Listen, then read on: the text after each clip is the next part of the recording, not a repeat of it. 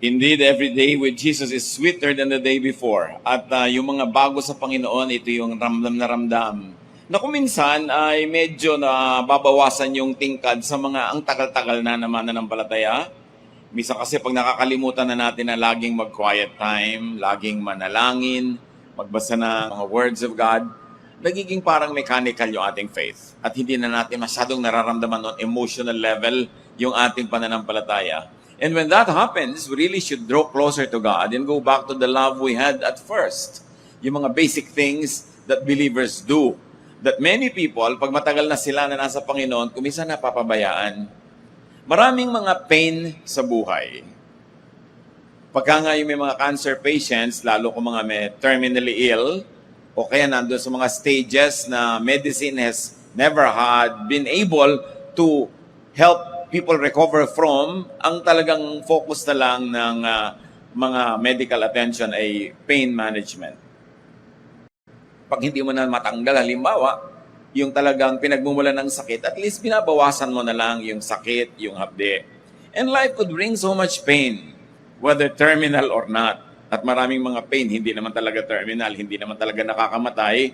At ang dapat na laging balikan ng mga tao, mga mananampalataya, yung ibinigay sa atin ng Panginoon na kakayanan to manage emotional pain. That our emotional pain should not be the ones who manage us, but we should manage emotional pain. Sabi ng Panginoong Jesus, I came that you might have life and have it abundantly, have it to the full. That means that we have to be able to manage pain. Because pain is part of life, but life must be abundant and full, and life must always be perceived as a blessing. Panginoon naming Diyos, salamat sapagkat kayo ay Diyos na tumutulong sa amin araw-araw sa mga visible man o invisible ways. Knowing, Lord, that there's a lot of pain in our lives, we turn to you. Sa inyo po kami nais na humingi ng karunungan, ng kakayanan, na yung mga dumarating na paghihirap ng aming buhay, lalo emotional pain, ay mamanage namin mabuti. Ito ay aming mapamahalaan at hindi kami ang maging sunod-sunuran dito. In the name of Jesus, we take over and we claim victory over pain. Teach us, Lord. Give us wisdom how to do so. At gawin niyo po, Lord, kaming karapat-dapat na tumanggap ng inyong pagtuturo. Not because we are worthy, but because your love makes us worthy. Enable us to see you, to hear you, and to walk after you. Be our teacher. Nawa, Panginoon, yung katuruan nyo lang, tinig nyo lang ang marinig namin, kayo po ang mangaral, use your servant only as your instrument.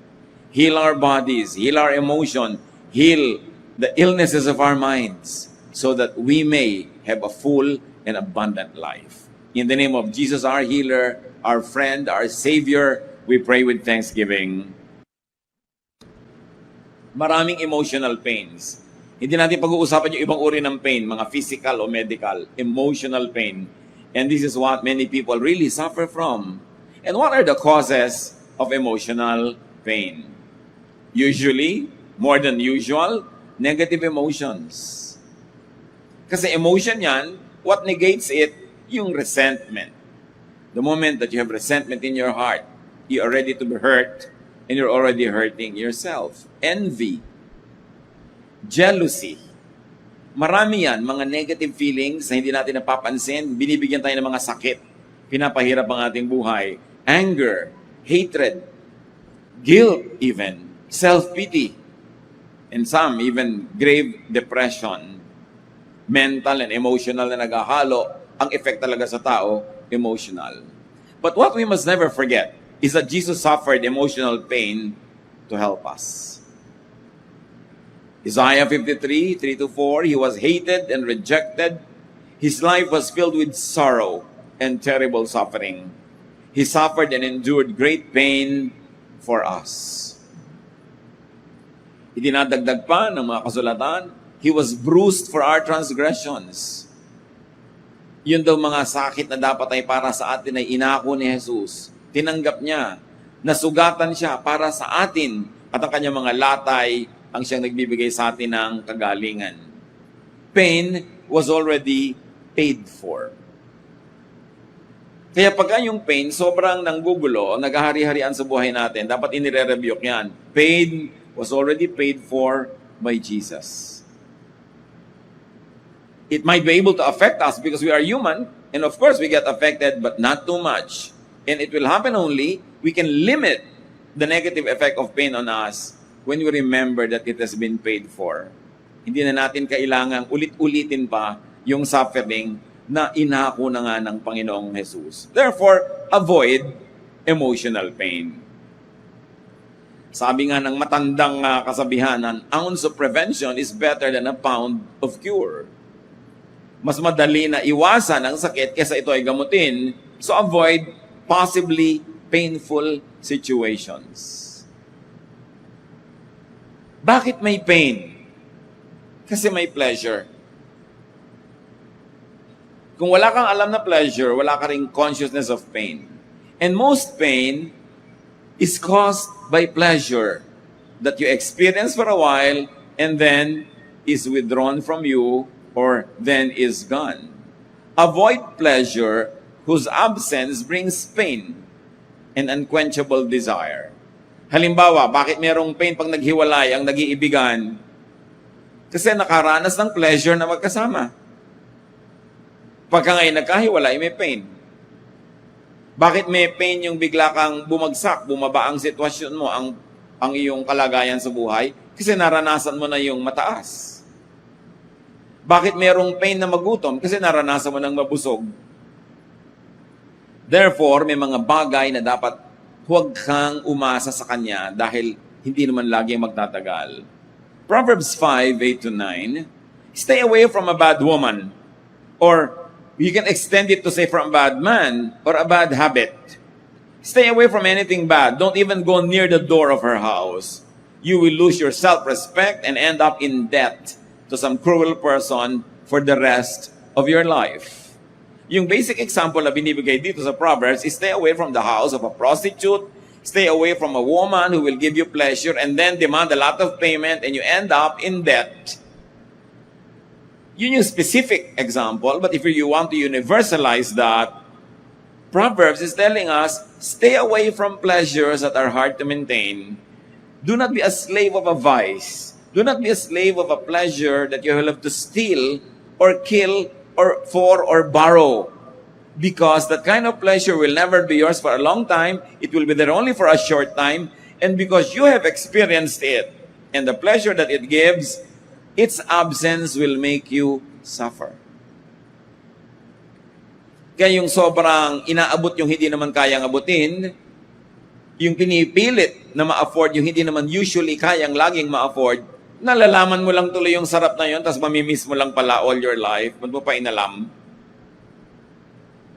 That's why there are people who want to protect themselves from this kind of pain by not going near the door of this bad woman or bad man or bad habit.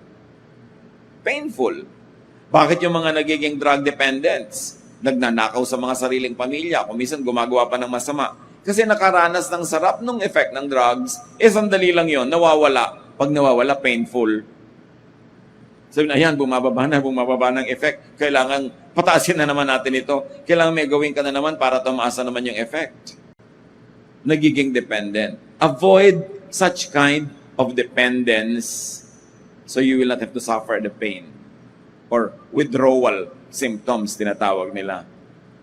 How else will you avoid emotional pain? Fortify, strengthen yourself with emotional painkillers like spirituality or faith. Kung sa physical medicine may painkiller, ganun din sa spiritual and emotional illnesses, kailangan meron kang painkiller. At ang pinaka-effective talaga dito is spirituality and faith. Psalm 55:22, cast your cares on the Lord and He will sustain you. He will never let the righteous be shaken. Iba yung advantage ng may matibay na pananalig sa Diyos. Kumakapit ka sa Diyos, sumusunod ka, dumaranas ka man ng paghihirap, you always see the light at the end of the proverbial tunnel. Hindi ka nawawala ng pag-asa dahil meron kang pinanghahawakan. Luging-lugi yung dumadaan sa paghihirap na walang matibay na pananalig at hindi kumakapit ng matibay sa Diyos. Yun yung kumakapit sa patalim. Bakit ka kakapit sa patalim kung pwede kang kumapit sa kamay ng Diyos na nagmamahal sa iyo? Fortify yourself, strengthen yourself with emotional painkillers like a bank of joy, happiness, and pleasure. Kung may bank ng pera na pwede mong pag-withdrawhan kung nagde-deposit ka doon, meron ding bank of joy, happiness, and pleasure na dapat mag-deposit ka doon ng happiness, ng joy, ng pleasure whenever possible so that when you need joy, happiness, or pleasure in times of pain, meron ka ma-withdraw.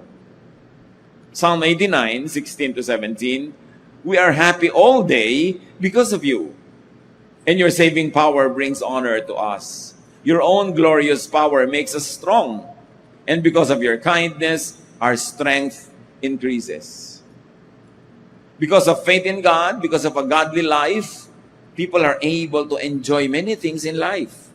So enjoy the good, wholesome, righteous things. At pag marami kang ine-enjoy sa buhay, para kang may bangko na pinagde-depositahan ng enjoyment. When the moment of pain comes, the memory of such good days, yung ibinigay sa iyong head start ng ganong happiness and pleasure will see you through. Maganda na meron kang naaalala, nagugunita, nakakapagpasaya sa iyo, nakakapagbagaan ng iyong loob sa mga panahon ng paghihirap. Kaya whenever you can, you should deposit to this bank of happiness. Always strive to be happy. Make yourself and make other people happy so that in times of sadness, mayroon ka mawi-withdraw na happiness. And you should have deposits in the bank of rest and relaxation. Don't burn your candles at both ends. Darating ang panahon na bigla ka may sakit. Bibigay ang iyong katawan. Dadapuan ka ng impeksyon. Saan ka kukuha ng lakas? Saan ka huhugot? Doon sa maraming panahon na ipinagpahinga mo, nag-relax ka. Lumakas ang iyong katawan, lumakas ang iyong resistensya, doon ka kukuha ng lakas. Pero pag pinagod mo sarili mo araw-araw, physically, pag dumapo ang sakit, wala kang laban. At wala kang pag-withdrawhan ng strength kasi inubos mo na. At pag dinapuan ka pa ng physical strength, nataon pa, na ikaw din ay emotionally weak and sick. Ano pa ngayon ang ilalaban mo? Ubos na ubos ka na. Kaya duty ng mga anak ng Diyos ang mga sarili ay pasayahin, pagpahingahin, para pag dumating ang panahon na wala ka talagang magawa dahil ang lungkot mo o hindi ka makapagpahinga sa mga dapat gawin, meron kang mahugot na lakas mula sa iyong savings. Sabi nga ng matatanda, pag may isinuksok, may nahuhugot. Pag may itinanim, may aanihin. Sabi nila, pag may tiyaga, may nilaga. Kung ano man yung tiyaga, nagtanim siguro ng kamote, so nakapaglaga ng kamote. Nehemiah 8:10, Nehemiah told the people, enjoy your good food and wine and share some with those who didn't have anything to bring. Don't be sad. This is a special day for the Lord and He will make you happy and strong. Israel had many, many feasts. Ang dami nilang piyesta. At sa palagay niyo, bakit maraming piyesta? Dahil gusto ng Panginoon na siya ay ipinagpipiesta, siya ay ipinaghahanda, ang tao ay nagdiriwang. Pero ang tunay na beneficiary ng mga piyesta ay ang mga tao. Kasi pag may mga piyesta, may mga kainan, yung mga mayayaman nagpapakain ng higit mas marami kaysa sa ibinibigay ng mga mahihirap. Ang mga tao nagpapalitan ng mga regalo, nagpipuntahan sa mga bahay-bahay, kumakain, masasaya, nagsasayawan, tumutugtog. Bakit kailangan ng Israel noon? Kasi ang dami nilang gera. Ang dami nilang kalaban. Hindi na titigil ang mga labanan. Ang daming panahon na kuminsan dumarating ang tagsalat, walang ulan, walang harvest, may taggutom. Ang dami nilang kalungkutan sa buhay. At marami sa mga tao ay lugmok sa hirap, konti lang naman yung maginhawa buhay. Pag nagkasakit, inaantay na lang mamatay, wala namang panggamot. Mayayaman lang naman ang nakakapagpagamot ng gusto nun. Kahit ngayon, kumisan. So yung mga piyesta na yon, yung mga pagsasaya, nagiging punctuation marks ng kanilang otherwise very boring and very difficult life. May therapeutic effect yun sa kanila. Kaya tayo man dapat merong rest and relaxation. Lalo at marami kang stress, lalo at marami kang hirap, pagsasapin-sapinin mo pa, physical, emotional, intellectual, kung may financial pa. Saan ka pa pupunta? Mamaya nagtitirintas ka na. Nakatingin ka sa sunset.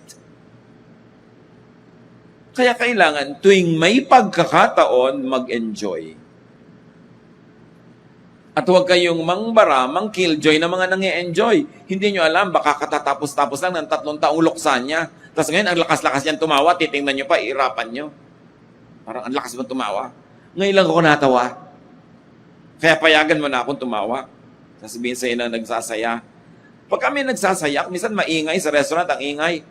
Hayaan nyo na, pagpasensyahan nyo na. Malay nyo ngayon lang nakapagsaya, matapos ng napakahabang panahon. O kaya hindi naman natin alam kung ang saya-saya ngayon bukas, may haharapin palang malaking problema.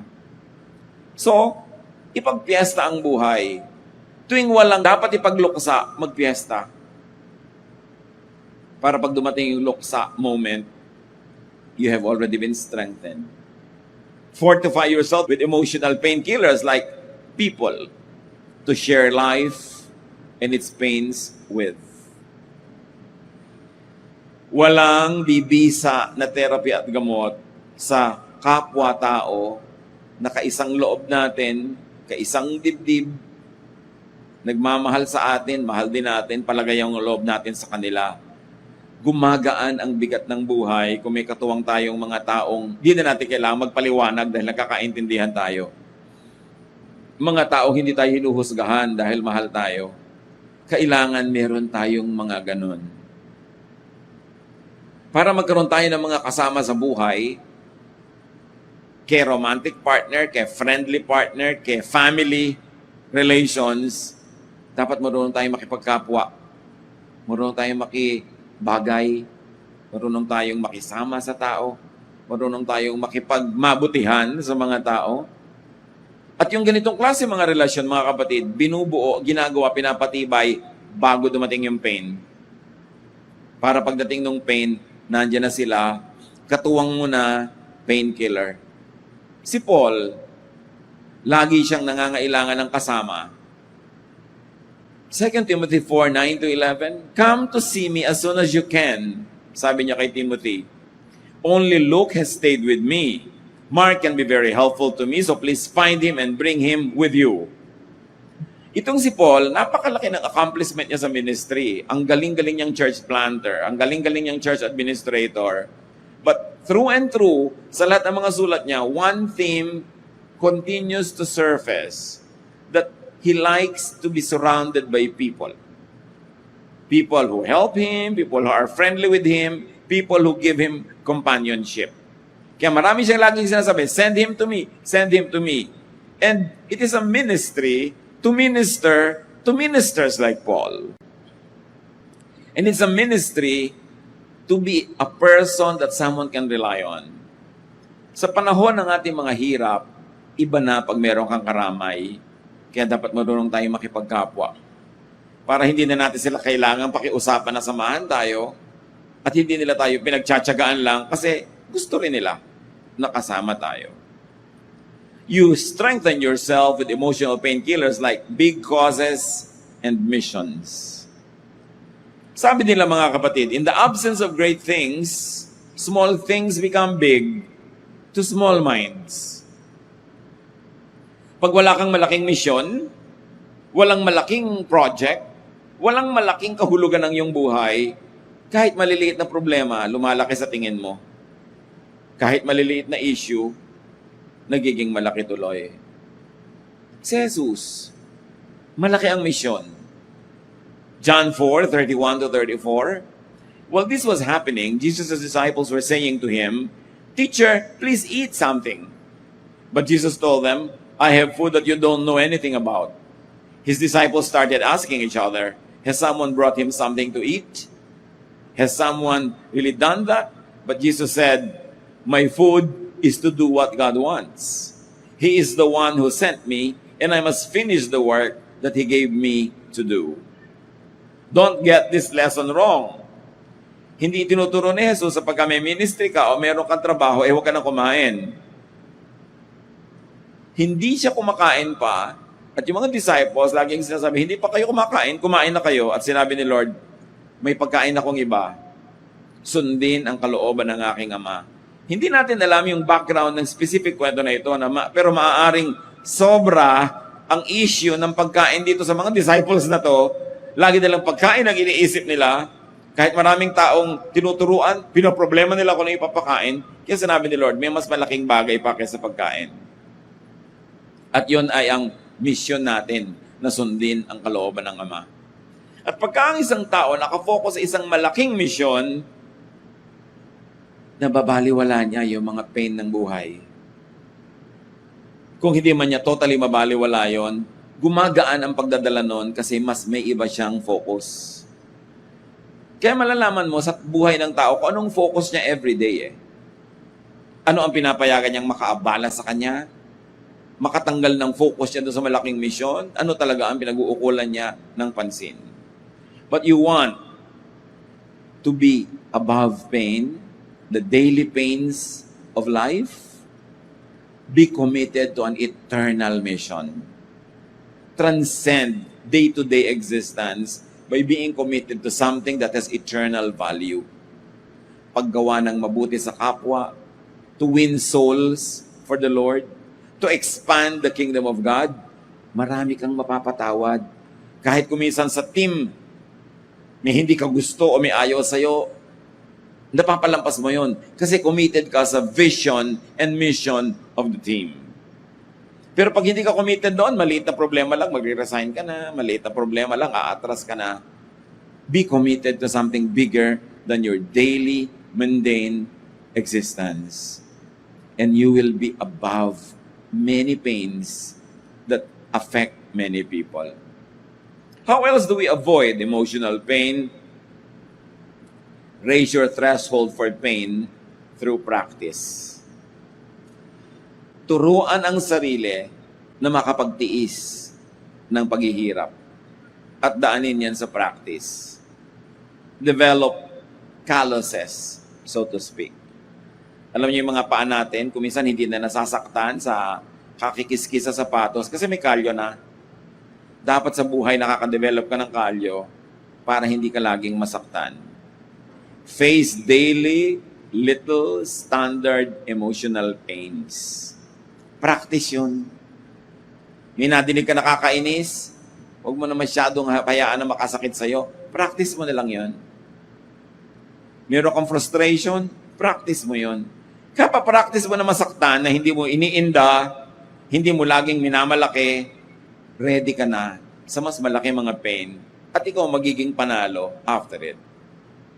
Luke 9:23, Then Jesus said to all the people, If any one of you want to be my followers, you must forget about yourself. You must take up your cross each day and follow me. So, sabi niya, hindi lang ako ang magdadala ng krus. Akin yung malaki, akin yung the big one. Pero merong naka-assign sa'yo. Dalin mo yon every day. Not only once a week, not only once a month, not once a year, but every day. Mag-practice ka. May kanya-kanya tayong dadalhin at hindi ka naman bibigyan ng load na hindi mo kaya. Kasi kilala ka ng Diyos, alam niya yung capacity mo. Hindi ka niya bibigyan ng pain na hindi mo kaya. Kaya mga nagsasabing hindi ko na kaya, ang totoo nun, ayaw na nating kayanin. Gusto na natin mag-give up. Pero computed ng Diyos ang ating load. Kung yung mga tulay, malalagay, makikita mo maximum load, 10 tons. Yan, nakalagay ko minsan yan, 10T. Kinompute ang mga engineers kung ano ang load na pwedeng dumaan, pasanin, buhatin ang bridge na ito. In an infinitely better way, God knows our load. At pag pinayagan niya na dumating sa ating load na yon, kaya natin yon. At pag nalampasan natin yon, we become stronger than before. And then, great things are accomplished. The purposes of the kingdom of God are done. Kaya, dapat ang tao marunong magtiis sa dapat pagtiisan. And how else do you raise the threshold of your pain? Through practice, commiserate with others. Makiramay sa iba. Romans 12:15, rejoice with those who rejoice, mourn with those who mourn. Pag nakikita mo yung suffering ng iba, hindi naman dapat kang matuwa na mas maliit yung suffering mo. Pero ang totoo nun, mas magkakaroon ka ng positive attitude about your suffering when you get to be exposed to the many other sufferings around you. Lumalakas ka. Dahil nakikita mo, yung iba nga, mas malaki pa yung binubuhat, nakakaya. Tapos ikaw pa, hindi mo makaya.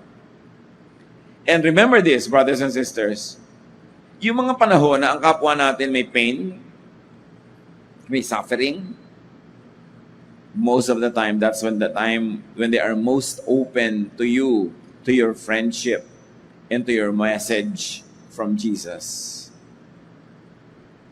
Pwede kang umabsent sa mga masasayang moments ng isang tao, pero huwag kang absent sa mga malulungkot niyang moments.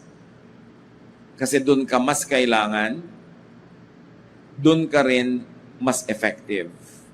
Kasi ang taong nalulungkot, ang taong wala nang maasahan, walang magawa, nahihirapan, nagbubukas ng puso sa Diyos.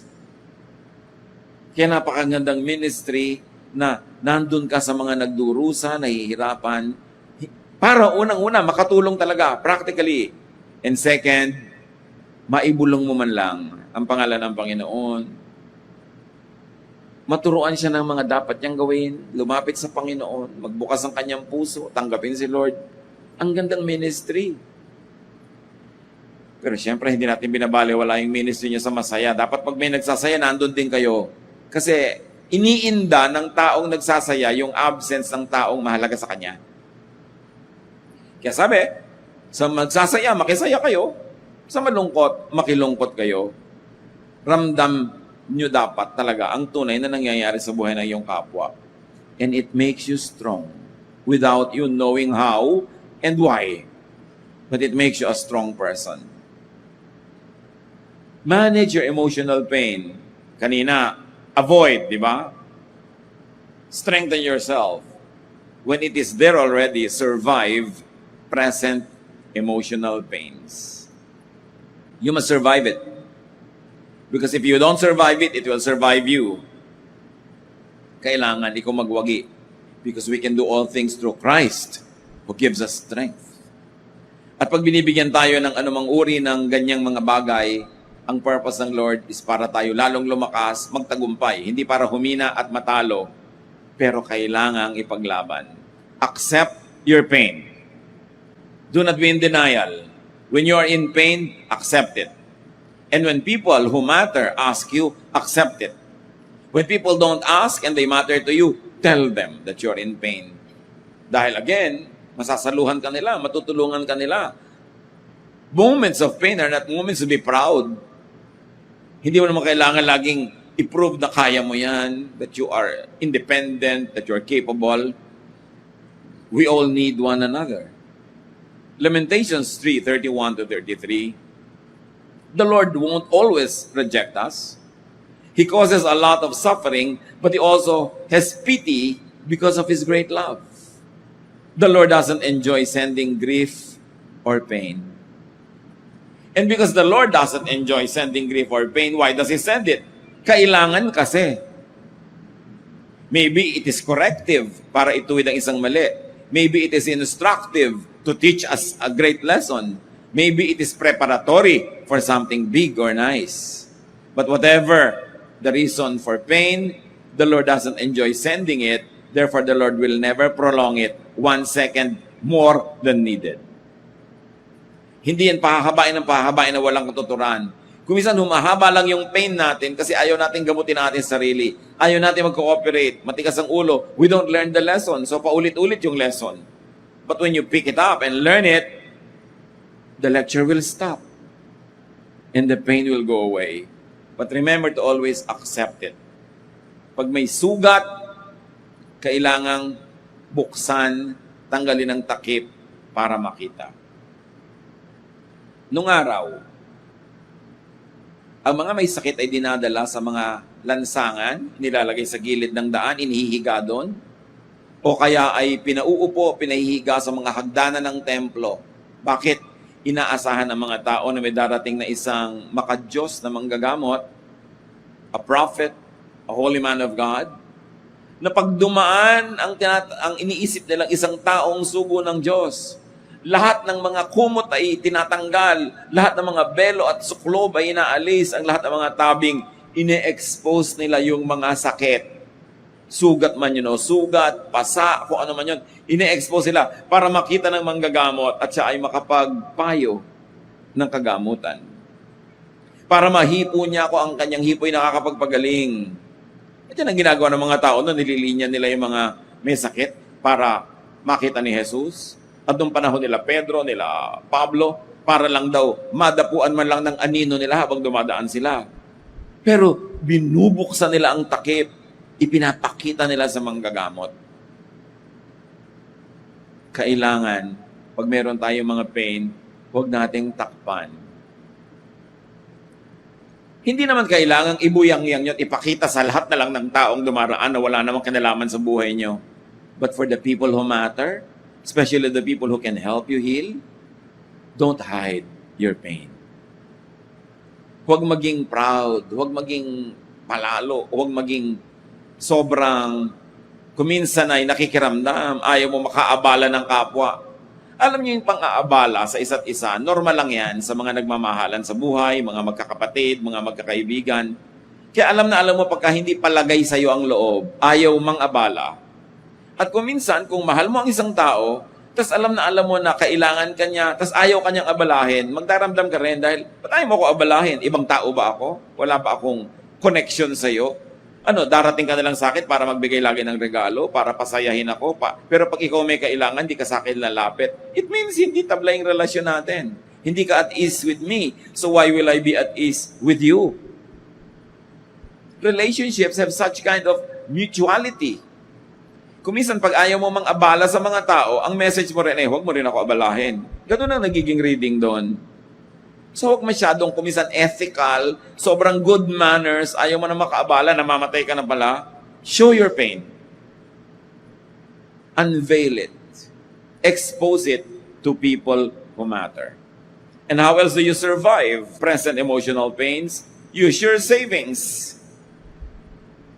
Yung mga pinag-usapan natin, yung savings mo sa spirituality and faith, your bank of joy, happiness, and pleasure, your bank of rest and relaxation, people to share life and its pains with, big causes and missions. Lahat ng yan nakakapagpalakas. So alalahanin sila.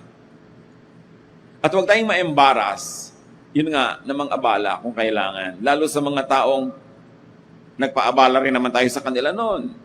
Hindi naman para tayo maningil, pero ganun talaga ang tunay na relasyon. Give and take. And when it's time for you to take, don't be embarrassed. So long as you don't always take and take and take non-stop. Bigayan talaga. Why allow yourself to be discouraged when you can be encouraged? Friends, multiply our joy and divide our sorrows. That's why in times of sorrow, it is important to seek help. And don't be proud not to seek help. Psalm 42:11, why am I discouraged? Why am I restless? I trust you. I will praise you again because you help me and you are my God. So lumapit sa Panginoon. Pero ang Panginoon naman, hindi naman siguro o kung gawin man niya, bihira na siya mismo mag-abot sa iyo ng gamot. Siya mismo ang humilot ng iyong sakit. Gagamit siya ng tao. Recognize it, brothers and sisters, that God loves you through people. That when people personally minister to you, this is God personally ministering to you because all good things come from the Father of lights. All good things come from God. The earth is the Lord's and everything in it. So pag may natatanggap tayong mabuti, maganda, galing yun sa Diyos. Kung isa sabi ka Lord, nasan kayo? Ba't di niyo ako tinutulungan? Sabi, ano ba? Ang dami ko na nga ipinadala sa'yo. Hindi mo pa ba nare-recognize ako yun, nagpapadala sa'yo nun? Feel the love of God through people's love. Don't prolong discouragement and restlessness. Trust in God and see God in the face of many people. Feel the touch of God through the hands, the help of many people. Philippians 4:6-7. Don't worry about anything, but pray about everything. With thankful hearts, offer up your prayers and requests to God. Then because you belong to Christ Jesus, God will bless you with peace that no one can completely understand. And this peace will control the way you think and feel. Savings to, spiritual savings. Bawat verses na binabasa mo at minememorize o natatandaan mo yung idea, mahuhugot mo yun sa panahon ng pangangailangan. Bawat tulong na ibinigay mo sa kapwa, mga kaloob mo sa Diyos, bumabalik sa iyo sa panahon ng iyong pangangailangan. Paikot-ikot lang yan. Parang tubig. Since creation, not one drop of water entered or left the universe. Nare-recycle lang. So, ganun din yung tulong, ganun din yung kayamanan, ganun din yung lakas, nare-recycle lang. Pag nagpalakas ka ng iba, mamaya mahihina ka, papalakasin ka ng iba. That's why it's important to participate in this circle of life. That you give and receive, that you plant and harvest, that you love and get loved. See the power of the Spirit at work. Na pag tayo nahihirapan, nasasaktan, nagdurusa, may malalim tayong paghuhugutan ng lakas. How else do you survive? Emotional pains, employ your raised threshold of pain. Kung kanina pa natin pinag-uusapan na pinalakas mong resistensya, pinatibay mong kalooban, gamitin mo sa panahon na yon. Ang tapang hindi ginagamit laban sa tao, ginagamit yan laban sa mga hirap ng loob, laban sa mga pagdurusa ng buhay na ito. 2 Corinthians 4:8-9. We often suffer, but we are never crushed. Even when we don't know what to do, we never give up. In times of trouble, God is with us. And when we are knocked down, we get up again. Pag nadadapa, bumabangon. Hindi sumusuko. Kahit hindi laging naiintindihan, patuloy na nananalig at sumusunod sa Diyos. Ito ang mga tao who will survive emotional pain. Yung mga hindi nagsusurvive, they break down. They snap. Nalalagot, napapatid, nawawala ng bait, nababaliw, nagpapakamatay, nagdidilim ang paningin, pumapatay, naninira, hindi nagsusurvive ng difficult moment. Kaya mahalaga mga kapatid to survive. Because otherwise, you will go on a self-destruction binge. You will destroy yourself or you will destroy others. Yung pagpapakatatag, pagpapakatibay, hindi lang para sa atin. Para rin sa mga nagmamahal sa atin. Para sa mga stakeholders ng buhay natin. Yung mga kabakas sa ating kinabukasan. Para sa kanila rin, nagpapakatatag tayo. Tinitibayan natin ating loob. Kasi pag bumigay ka, maraming madadamay. Pag nagpakahina ka, maraming babagsak din. Pag sumuko ka, marami ring masasaktan. Kaya ministry din ang magpakatibay. Bukod sa meron siyang immediate advantage to you, it's also a ministry to everyone who cares about you. Sobrang irresponsibility, mga kapatid, yung dahil ang lungkot-lungkot mo, nagpapakamatay ka, isipin mo naman yung malulungkot, yung mahihirapan dahil namatay ka. Sobrang irresponsibility that because nawalan ka ng boyfriend, nawalan ka ng girlfriend, maglalaslas ka ng pulso, magdadrugs ka, tatalon ka sa building, kung hindi ka namatay, di alagain ka buong buhay. Hindi mo ba iniisip yung mag-aalaga sa'yo? At yung mga gustong takasan ang hirap ng buhay, magpapakamatay, alam nga namang tapos na yung problema nung namatay ka. Kailangan ng ataol, kailangan ng nicho, kailangan ng lote, kailangan ng kape sa lamayan. Meron ka bang iniwang pera? Wala. Tapos papatay mo yung sarili mo, hihiga ka na lang dyan. Paano yung mga kailangan maging responsible for you? That's why we really have to collect ourselves and be strong, not only for ourselves, but for everyone else who is part of our lives. Kaya dapat nagpapakatino nga ang tao eh. May mga young person, walang kaingat-ingat sa sarili, papasok sa mga deadly sports. Yung mga tumatalon sa hindi dapat talunin, umaakyat sa hindi dapat akyatin, mga pinaggagawa na kung ano-ano. Ngayon, nalaglag ka doon, na-paralyze ka for life, mula neck down. Sino mag-aalaga sa'yo? Nanay mo all your life. Na pag matanda na siya, dapat siya nang aalagaan mo, pero hindi, kakamatayan na niya ang pagtanda na inaalagaan ka pa rin dahil nagpabaya ka sa iyong buhay. Meron tayong pananagutan sa isa't isa. Hindi pwedeng windang-windangin mo yung buhay mo dahil mayroong madadamay. Survive your emotional pain, not only for yourself, but for many other people. Find every available relief and comfort. Lahat ng makakatulong sa'yo to survive the pain. Mga kapatid, makinig kayo mabuti. Kumisan may mga tao, may ginagawa sila na hindi tayo sang-ayon. Minsan may naglalasing. Minsan merong nagpa-party, merong nagsasaya sobra, merong parang nagkakalat. Alam mo ba kung bakit niya ginagawa yon? Baka just trying to survive. May mga tao kasi parang mamamatay na ngayon, hindi na aabot bukas. Ang mahalaga lang makatawid sa dilim ng gabi. Makatawid sa hirap na parang hindi makaya. At kung siya'y makahanap ng kung anumang paraan para mapaginhawa ng konti ang sarili, maaliw, malibang, don't judge people. Hindi mo alam ang pinagdaraan ng hirap ng kapwa mo, kaya niya nagagawa ang nagagawa niya. Sasabihin mo, kung ako, hindi ko gagawin yan. Hindi nga ikaw siya eh. At isa pa, dinaranas mo ba ang dinaranas niya? Naiintindihan mo ba? Maraming mga bagay hindi tayo sang-ayon, pero dapat naiintindihan man lang natin. May mga lalaki na biglang iniwan ng kanilang wife. Ang manliligaw ngayon ng 14 anyos, 15 anyos, 16 anyos. Hindi tayo sang-ayon, pero intindihan mo kahit paano. Nire-reveal niya siguro yung ego niya na nagkawasak-wasak dahil iniwan siya ng asawa niya. Gusto niyang patunayan ngayon na meron pa rin siyang appeal. Kaya kung ano-ano pinagagagawa niya, nagbabata-bataan ng damit, nagpapakyut. Tapos pagtatawanan mo, alam mo ba kung anong hirap dinaranas niya? Alam mo ba kung anong sakit ang ginagamot niya? Ang mga tao, maraming dala, maraming hirap. Maraming hinahanap, clutching at straws.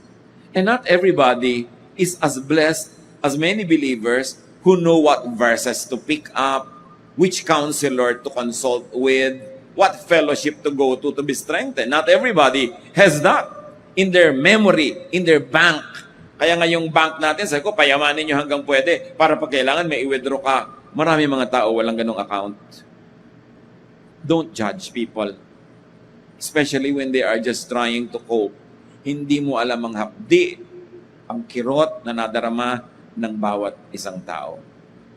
So you find every available relief and comfort, or you allow people to be relieved, to be comforted, just to survive the darkness of that night. Napapansin nyo ba, iba ang drama ninyo pagka 2 a.m. at iba pagka 6 a.m.? Parang pag 6 a.m., pag lumiliwanag na yung langit, gumagaan na rin ang lahat. Nagkakaroon ka ng pag-asa, sumasaya ka. But to survive from 2 a.m. to 6, people need to survive. Mahalaga na tayo'y maging maunawain din sa ating kapwa. Hindi lahat may fellowship. Dapat may fellowship. Kaya mapalad yung may mga churches. Tapos doon sa church, hindi ka lang attendee na wala kang kakilala, walang nakakakilala sa'yo. Sumasangkot ka kasi sa mga ministry, uma-attend ka sa mga ibang event. Kasi pag meron kang mga problema, may karamay ka. Siyempre, pag merong chismis, nachichismis ka rin. Kasama na yon. Kasi kilala ka. Sana nga wala nun, pero meron. Pero minor lang yon. Ang malaking advantage, may karamay ka kung kailangan mo. Bakit gusto ng Lord na nagkakatikit po, tipon-tipon ng kanyang mga anak para mag-ego trip siya na ang dami nagwa-worship? Of course not. Kasi alam niya na pag nagkakatipon-tipon, when you do the right thing, pag nakipagmabutihan ka, nakipagkaibigan, pag nangailangan ka, may tutulong sa'yo. Kaya gusto yun ng Diyos. Hebrews 10:25, some people have gotten out of the habit of meeting for worship. But we must not do that. We should keep on encouraging each other. Dapat ang tao nagtitipon-tipon kasi hindi lang tayo pumupunta sa fellowship para may kunin. Nagpupunta rin tayo doon para maibigay. Because as you give, you receive. And also, there is such a thing as a ministry of presence. Yung nakaka-encourage ka sa iba pag nandun ka. Kahit wala kang papel, hindi ka masyadong napapansin, nandun ka because you're present. It's a ministry to others. That's why you must not only think of yourself, but of others too. Mahalaga na meron kang Panginoon, meron kang fellowship, nag-agree kayo, the power of the Lord descends upon a united church. Isaiah 40:31, but those who trust the Lord will find new strength. They will be strong like eagles, soaring upward on wings.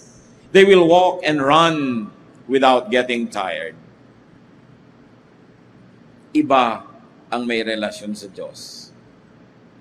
Dine-develop yun bago dumating yung crisis. Para pag nagka-crisis, ready ka na.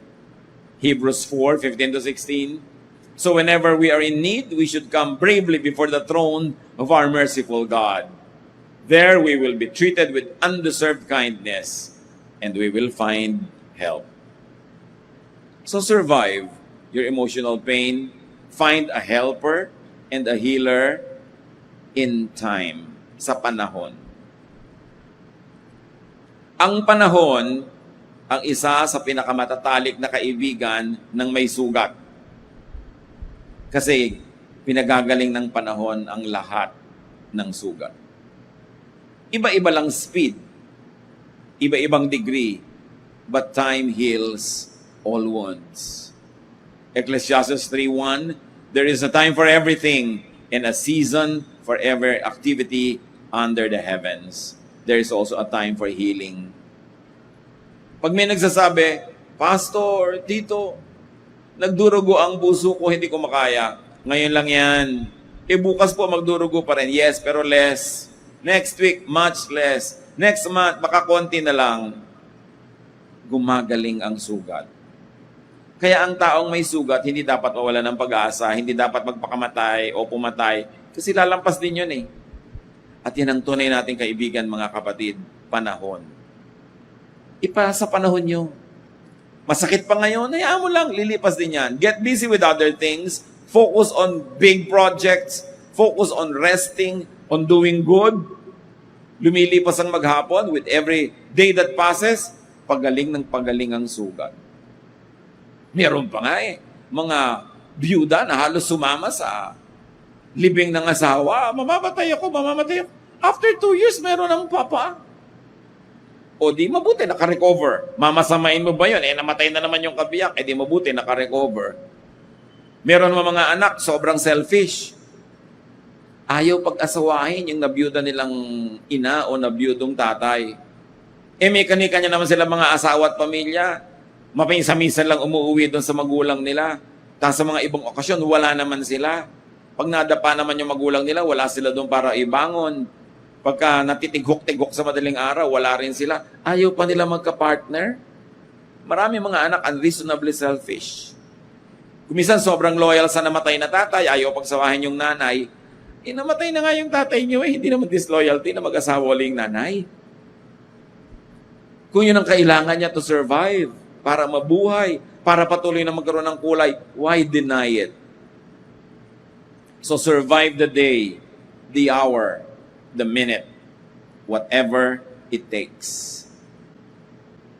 Ganun lang yan. Just survive the day, the hour, the minute. And before you know it, malaki na ang gumaling. Yung mga iniiwan ng kanilang boyfriend o girlfriend, yung talagang broken-hearted, iniwan ng asawa, talagang parang sasabog ang puso, parang mawawasak ang mundo. A few months lang yun.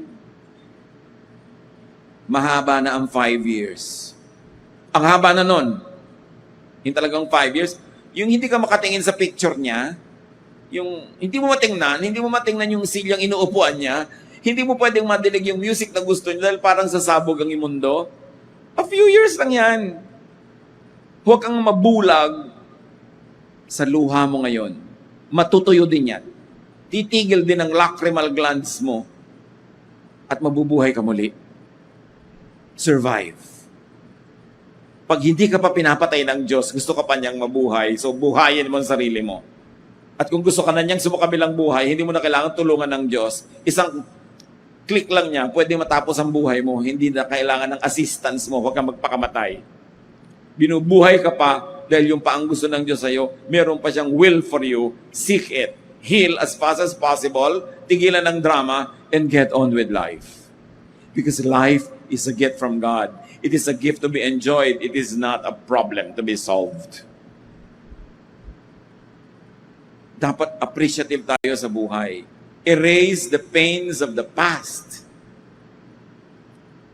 Ang tapos na, tapos na. Huwag nang ungkatin, huwag nang buhayin muli, huwag nang hukayin mula sa libingan kasi tapos na. Marami tayong pain, dapat tapos na, inuulit-ulit pa lang natin. Kaya andun pa. Philippians 3:13, I forget what is behind and I struggle for what is ahead. 99% of the time, pag ang inalala mo yung lumipas, lulungkot ka. Dapat ang tinitingnan mo yung future, yung possible, yung hope, yung dream. And treat every new day as new life because it is. Bakit new life ang everyday?